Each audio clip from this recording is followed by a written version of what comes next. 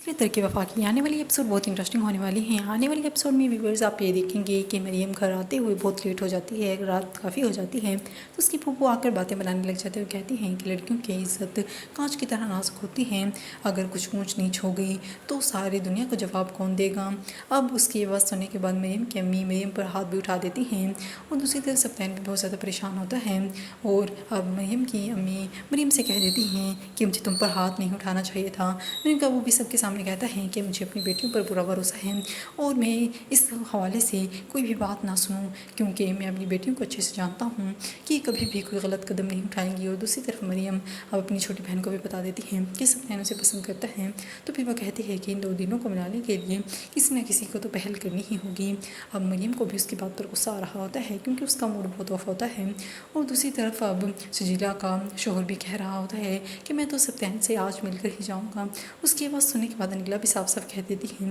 کہ آج تو تم سفین سے نہیں مل سکتے، اور دوسری طرف اب کہ سفین مریم سے شادی کرنا چاہتا ہے، اس لیے وہ ان سے انتظار میں ہوتا ہے کہ کب اس کی بہنیں مریم کے گھر رشتہ لے کر جائیں گی، اور دوسری طرف سفین بھی مریم سے کہہ رہا ہوتا ہے کہ ساری مشکلات ختم ہو جائیں گی اگر تم میرا ساتھ دو تو۔